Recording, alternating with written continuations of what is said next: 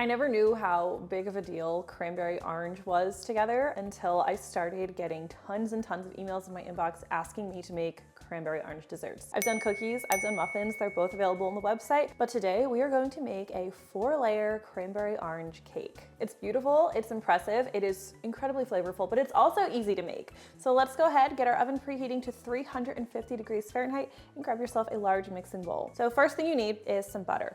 You need 6 tablespoons of a softened, unsalted butter for this recipe. I'm just gonna drop that in the bowl. This is for later on. And before I go any further, I just want to lightly beat this butter until it's smooth and creamy. Just going to make the next step a little easier. And once that butter is no longer, blocky, block form, we're going to add 2 cups or 400 grams of granulated sugar. It's a lot of sugar, but it's a lot of cake. Nobody freak out. And we're also going to add 2/3 cup of a neutral cooking oil. So you can use either canola oil, vegetable oil, or a refined avocado oil. If I'm using avocado, I like the Chosen brand, I think is the one I use. It's not sponsored or anything, it's just what I like. All right, here I'm also going to add my orange zest. So you'll need a tablespoon of orange zest for this recipe, and you do want to add it here with the sugar and the butter because it's going to really help get those orange oils out of the zest and just get you the best flavor. The cake itself, I wanted to just be lightly orange, so we'll accomplish that with this bit of zest. And anytime you're zesting a citrus, a lot of you have heard me say this before, you don't want to go too deep. So if you start to get to that white papery layer, I'll show you what I'm talking about.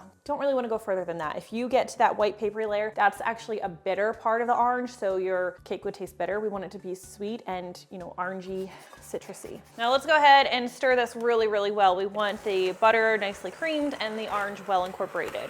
Things should be smelling nice and citrusy right about now. We are going to add a little bit of vanilla extract. This is 2 teaspoons of vanilla, and just another quick stir to get that incorporated. While I find that vanilla extract can really bully lemon flavor and kind of diminish the flavor, I feel like it alternatively complements the orange and works really well with it. So I like those two together. All right, let's slide that out of the way. Let's talk about our dry ingredients. Grab a separate mixing bowl. You'll need 2 3/4 cup of all-purpose flour, a tablespoon of baking powder. If you're wondering why I didn't add any eggs yet, that's because we are going to be using just egg whites in this recipe. We are mimicking my white cake and funfetti cake recipe. It's gonna give us a really nice texture, so the eggs are coming later. Ooh. We'll also need a teaspoon of table salt. All right, let's give this a quick whisk to get everything nicely combined. So like I said, we are mimicking the technique used in my white cake, my funfetti cake, very well-loved cakes. So we are going to alternate adding our dry ingredient mixture with our buttermilk. You need 1 cup of buttermilk for this recipe. Ideally, it should be room temperature or approaching room temperature. And we're going to start with our dry ingredients and end with our buttermilk here. I just realized I never scraped my bowl. Everything looks okay, but things can go awry if you skip that step, so don't. All right, so I start with a bit of flour, like 1/4 of the flour mixture, 1/4 of the flour mixture. People get a little bit offended depending on which one of those I say. I never know why. I don't know which one's right. So we stir that in until it's mostly absorbed. Add like 1/3 of our buttermilk mixture. It's not exact. Just keep your mixer on low speed. Flour again. Thought I could do it one-handed, but I can't. And this alternating method is just nice to incorporate the ingredients well and get a nice uniform batter without overmixing it. You don't have to worry about overmixing too much at this point, not really until we get to the egg whites. Undermixing can be a bit more of your problem because if you undermix, you can end up with a cake that just bakes unevenly and caves on itself and just looks really wonky. So something to watch out for, something to know if you've ever had that happen before. Stir our last buttermilk and our last bit of flour. And here's where I'm going to stop, do a quick stir, and scraping your bowl is especially important. It's important no matter what, but especially if you're using a stand mixer for this, just because it's very easy to miss certain spots on the bottom. All right, this looks really good actually. Slide this out of the way. We are going to whip some egg whites. You need a clean, dry, grease-free bowl. Clean, dry beaters, super important anytime you are whipping egg whites. A little bit of moisture, a little bit of yolk, a little bit of grease, any of that can keep them from whipping properly. Even humidity in the air can do that, so egg whites can be a little bit temperamental. So we need 6 egg whites. Easiest way for me to do this is just to crack the egg and pass the yolk back and forth. You can see my chicken stopped giving me eggs, so I had to buy them from the store. The egg yolks you do not need, you can save them for something else. Maybe you wanna make, creme brulee. I do have a recipe for that, but you don't want the egg yolks in this recipe. So we've got 1, I won't make you watch me crack all of them. 3, 4, Final one. Whoop. Almost forgot what I was doing there. I'm gonna drop the whole thing in. Egg number 6, grab your clean electric mixer. Start on a low speed, and once it starts to look a little foamy, gradually increase the speed to high. And we are just going to beat these egg whites until they are thick and voluminous and white and fluffy. They're kind of gonna look like Cool Whip, and they need to pass the stiff peak test. Quick note, my Breville has silicone beaters, and I don't ever like to use that when I'm beating egg whites because the silicone can actually inhibit the egg whites from beating properly because they retain oil and grease better than you might think. So stick with metal beaters. All right, when you lift your beaters out of the mixture, the peaks that form should hold their shape. They shouldn't fold over themselves. That's a stiff peak. That's what you're looking for here. You can see if I put it on the spoon, it's super fluffy and voluminous. So we're ready for our next stage, which is just adding the egg whites to the batter. I'm just going to drop them all in at once. You do not want to use your electric mixer for this step because you can actually end up overworking the eggs. They can start to fall flat, and then you'll have a really dense cake. We want to maintain as much of this fluffiness as possible while still making sure we incorporate everything properly. Best way to do that is manually using a spatula and a folding motion. Gentle, but it does need to be uniform or your cake will be lumpy and sunken in some places. Not to scare you, I certainly think you can handle this. Now, if you wanted, you could throw a couple cranberries in the cake. It might add a nice pop of color, but I really think there's enough cranberry flavor without doing it. I just know people are going to ask, can I put cranberries in? I wouldn't go crazy because otherwise you're going to get too much of that tartness. And I really tried to balance the cake nicely. So a handful is probably all I would do, but really you don't need it for the cake. Instead, we're going to have that cranberry layer in the middle, and I am going to top the cake with sugared cranberries, which is a much better complement to the cake. Always make sure you're scraping the sides and the bottom. For this recipe, again, 4 cake layers, so you're going to need 4 cake pans. You are probably not going to be able to fit all the pans in your oven at one time, so it's okay if you have to let 2 sit on the counter while the others bake. But you don't want to let them sit longer than is necessary because too long and the egg whites will start to deflate. Nikki made the good point that if you wanted, you could technically bake this cake in 2 8-inch pans and then cut it in half. That never really works out super well for me, but that's because I'm clumsy and just not good at leveling. So do that at your own risk. Just know the bake time is going to be longer. Probably check your cake at about 32 minutes. Since these are such thin layers, I do want to do what I can to make sure I've divided as evenly as possible, so I am using a scale. If you weighed everything properly, it should be about 350 grams per cake pan. Oh, and something very important. So for these cake pans, I have greased them, floured them, tapped out any excess flour, and as extra insurance, I've lined the bottoms with these rounds of parchment paper. It takes all the stress off for me of worrying if they're actually going to come out of the pan. So I will link to them in the description because they're seriously one of my favorite kitchen tools. Let's spread these into a smooth layer. Just gently nudge them to the edge of the pan. I will only be baking 2 cake layers at a time. And when you're baking 2 at a time of this size, they need about 20 to 22 minutes in the oven.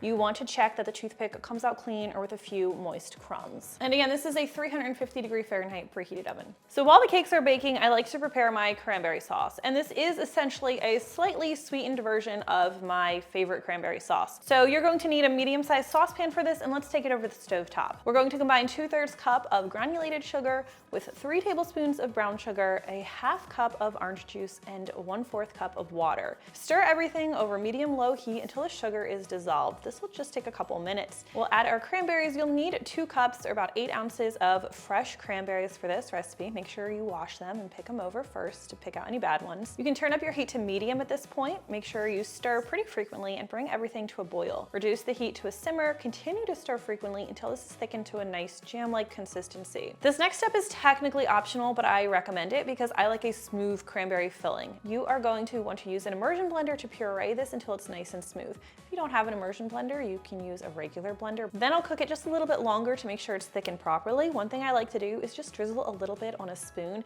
and watch how the cranberry sauce moves on the spoon. I don't want it to run straight off. I want it to kind of hold its shape a little bit and not drip off the spoon. This looks perfect, so let's bring this back to the counter. Cranberry sauce is going to need to cool, so to help expedite that process, I'm going to pour this into a heat-proof bowl. The cranberry sauce is going to continue to thicken as it cools. Now I'm going to pop this in the fridge. I will let this cool a little bit. I'll stir it occasionally, then I'll pop it in the fridge to kind of expedite the cooling process. Now usually about now, or maybe it already happened, but your cakes should be finishing baking. Remember, clean toothpick or moist crumbs. And you will want to let your cakes cool in their pans for about 10 minutes and then take a knife and run it around the outside of the cake just to make sure there's no sticking, and we will carefully invert each cake onto a cooling rack to cool completely. The cake layers and the cranberry filling will both need to cool completely before you can assemble the cake. I love these things, save a lot of space. Everything's cooling, let's make our frosting. This is an orange cream cheese frosting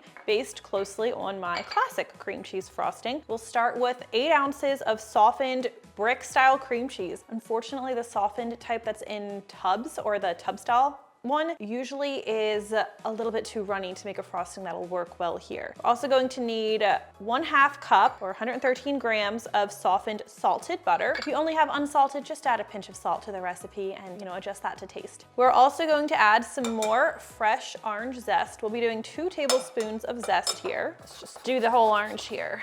Let's grab our electric mixer and beat everything together until it's smooth and creamy and there are no lumps. Let's take a look. All right, once the butter and cream cheese are softened or smooth-ish. Sometimes the oils from the orange or the moisture from the orange can make it look a little bit piecey, but don't worry, it'll all come together. Now we'll gradually add our powdered sugar. And this is 5 cups of powdered sugar. Add it little by little with your mixer on low speed to start. That way you don't end up wearing the powdered sugar. That's what I always remind myself, but I don't always do. Oh, I know this is gonna go awry. There we go. Okay, could have been worse. Let's see if we can do the rest at once. I'm just not the most patient baker. Look, I only ended up wearing a little bit of it. Next we're going, oh, my salt's gonna fall over. Next we're going to stir in a tablespoon of orange juice. And remember what I said about vanilla being a really nice accent for orange. We're just going to add a 1/2 teaspoon of vanilla extract. Whoop. A heaping 1/2 teaspoon. That's why you should never measure over your mixing bowl. All right, let's take a look here. Make sure everything's nice and smooth. We're scraping the bowl because we should. This looks great. I'm going to go ahead and put this in a piping bag. It's going to make my life easier because we need to pipe a dam around the cake to hold in that cranberry sauce. Look, Nikki's my glass today. Thank you for your assistance. Okay, assembly time. I have my grandmother's crystal cake platter here. Our cranberry sauce should be nice and firm now. We are still going to pipe a dam around the edge of the cake, which just means a border so that the cranberry sauce doesn't spill out and the cake stays nice and stable. I am using an Attico 808 tip here, but you could, if you have a piping bag, you could just snip the end and do that as well. We're going to use about 1/3 of the cranberry filling. Don't have to measure it out, I just eyeball it, but we really want is a nice even layer. Now, you probably should level your cakes if they are crooked at all. That way you get a nice straight cake. I'm not gonna do that today. And you can laugh at my crooked cake. Level 3. Cakes always stress me out. I'm not a decorator. And I think I mentioned I like to do a semi-naked exterior. I think it just suits the cake nicely. So that means we don't need a ton of frosting on the outside. Just go around a couple times. Just smooth that frosting in a nice even layer. I don't mind a little bit of the cake edge peeking out. I think it looks nice. I think it suits the cake. It's a little rustic, but still elegant. Now for the finishing touch, I do have some sugared cranberries, which I shared a video on a while ago. Okay, with a cake this many layers and with, a slightly softer frosting and soft filling, you are going to want to refrigerate this cake before you cut in. Otherwise it could just get a little bit messy. So I'll pop this in the fridge for like 30 minutes and then we'll come back and take a look. I think this cake looks so cute. Let's go ahead and dig in so you can see how it looks inside. I get so nervous. Also, I'm really bad at it. How could you be bad at cutting into a cake? I don't know, I'm just very talented. And then Nikki keeps telling me to back out the cake. You're supposed to drag in.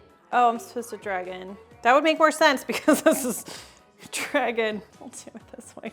Go out to in. I should have checked with you first. Sorry, I am not up with the internet trends. It's gonna be a big piece of cake, guys. The moment of truth. The moment I realized I should have picked a cake stand without a lip. Oh, that worked out pretty nicely. I'm really excited for you to try this one. If you do, leave me a comment. I really do always love hearing from you. Thank you so much for watching, and I will see you next time. All right, it's the best part of my day. It's such a good cake. You smile at the camera for your... This isn't your debut.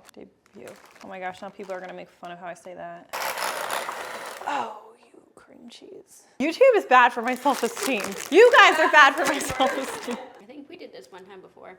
Then I went back to the camera and I wasn't even recording. Thank you for your assistance in the slice of humble pie. I never wanted to be on camera, okay?